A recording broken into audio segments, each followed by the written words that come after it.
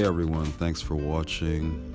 Today I'm going to be talking about dual-use tools that are effective for self-defense and that you can most likely find in your home or scrounge up easily from work or elsewhere.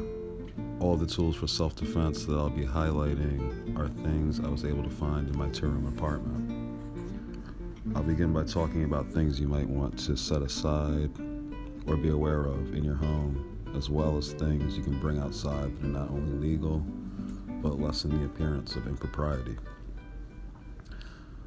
I was prompted to make this video due to a number of stories I've been hearing, particularly from Black, trans, and gender nonconforming individuals, sex workers, adolescents, and people in abusive relationships who find themselves in positions where they need to defend themselves frequently but don't have access to a firearm.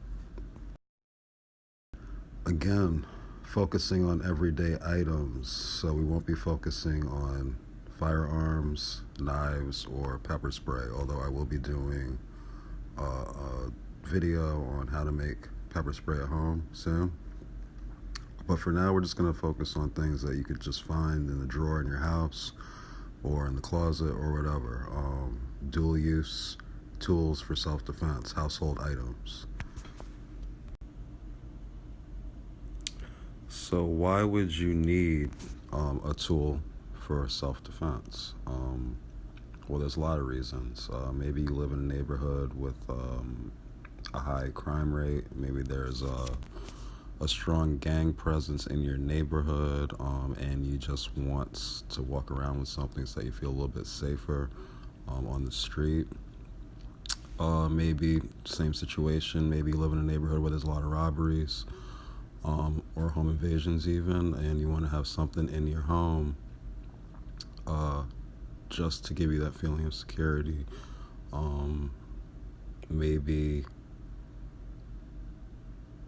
you're an adolescent, maybe you're a grade school or teenager who's being bullied and you want something non-lethal to use as a self-defense tool that you aren't going to be arrested for or charged for a crime for carrying. Maybe you're a sex worker and you're in situations that you don't always feel safe in, or maybe you're a trans or gender non-conforming individual and you're in situations you don't always feel safe in. All of these are reasons why somebody would need to carry something with them to assist with self-defense. In addition to all of those reasons, it's possible that you're part of an autonomous rapid response network, and you have taken it upon yourself to intervene in situations involving domestic violence or other kinds of violence, and you want to use a non-lethal tool for self-defense. All of these are reasons why you would try to use some of the tools that we're going to be talking about today. Why won't you just use a gun? Well, there's a lot of reasons. Maybe you live in a state like mine, in which the gun laws are extremely restrictive, with no open carry or concealed carry. Maybe you have a trauma related to a gun from the past, which prevents you from being effectively using a gun. Maybe you're too young to legally purchase a firearm. Maybe you have a criminal record, which prevents you from purchasing a firearm. You might have a disability, which prevents you from effectively using a firearm. You might have a mental illness, which prevents you from actually going to the store and buying the gun. You might not be able to afford it, or you might not have the transportation available to go and get it. Or it might not be necessary, depending on the situation that you're in. So for all these reasons, you might be looking for ways outside of a firearm that you can protect yourself. So that's pretty much what we're going to be talking about today. I have some items here on the table that I've just literally found in my apartment, and a couple of these items I actually carry around myself on occasion. I usually always try to carry something with me when I go out, just to kind of get get that culture going for myself of self-defense. I love my community, but at the same time, I know that there are things that go on and there are crimes that take place against the people in the community. And I like to be prepared for myself. And in addition, if I see something happening to somebody else, I'd like to know that I have a little bit of extra backup in my pocket to help me hopefully de-escalate the situation. So something that's good for in the home that we can start with is the baseball bat. That's something that you can just keep either next to your bed, next to your front door, anywhere where you think it makes sense to keep it. I actually kept one of these next to my bed for a number of months.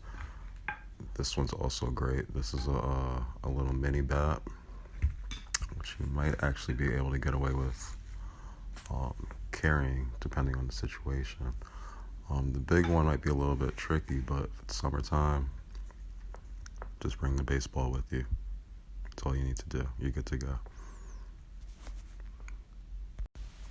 And the baseball could also be used as a weapon if you need to. You can always throw it. Next we have scissors. I had said I wasn't going to talk about knives, but I am going to mention the scissors just because it's a household item that a lot of people have. It gives you plausible deniability depending on how you're carrying it. This particular pair I have here is pretty large. It's a pair of shears. As you can see, it's like pretty sharp. So if you don't feel comfortable with that, there's also these smaller options you might have laying around. You can just put them in your fist like that. So we have that, a few different scissors. Next we have the screwdriver. It's another common household item that you probably have laying around. Same kind of situation. You can hold it. It's small enough to be in your pocket. It's light and it can do some damage. This particular one has a little compartment inside for any other contraband you might feel like you want to be carrying. So there's that. Pens, pencils. Very common item to be carrying around. A lot of cause to carry it, and no one's really going to question it. They sell something called a tactical pen, which is like made out of a very hard polymer usually, and it usually has like a pointier tip. And they're not too expensive, but if you need to just grab something, just grab a pen. This one's pretty good because it has like some good girth to it and some good thickness, so it's not just gonna fall apart in your hands. So anyway, pen. This next thing is kind of it's just a telephone charger cord that I've knotted up here at the bottom for a little handle, and here closer to the top put a couple knots, and I've left these two little metal pieces out to flail. This is just the kind of thing you can just ball it up in your pocket. It just looks like you got your phone charger in your pocket, and if you need to, you just pull it out.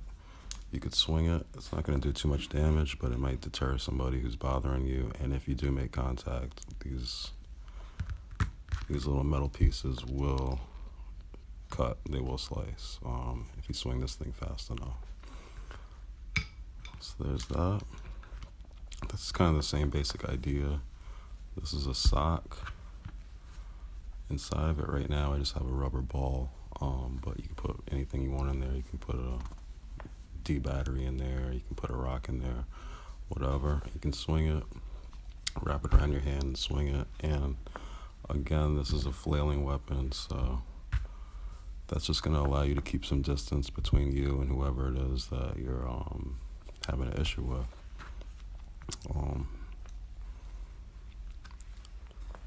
So since we're doing stuff things we're just finding laying around. This is actually a child's toy. This is a hammer, a wooden hammer.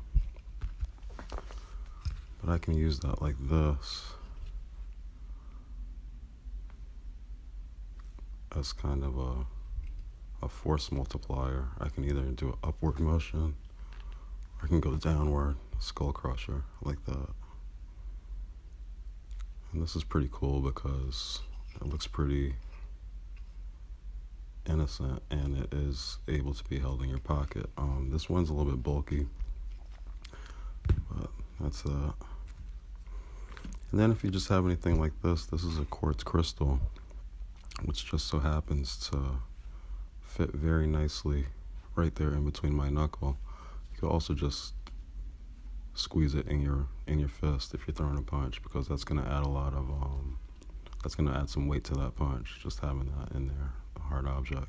So you have any stones or rocks, you can always just throw one in your pocket. It's better than nothing.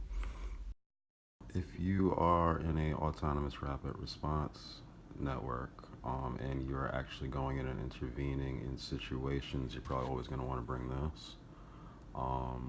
If you don't have handcuffs, sometimes you need to restrain people, and you want to do that, and you want to de-escalate situations.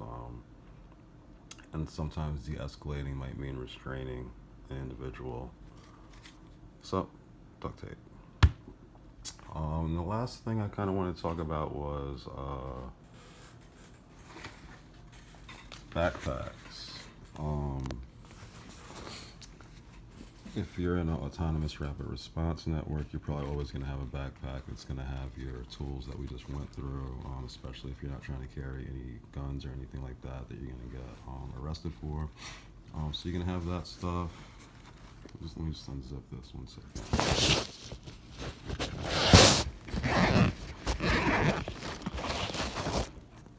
Right, so you're going to have that stuff. You're going to have probably your first aid kit and stuff like that. But also something I think is good to do is take a good sized book like this. I picked Mysteries of the Unexplained here. And just place it inside there, put it in your bag, throw your stuff in that you need to throw in.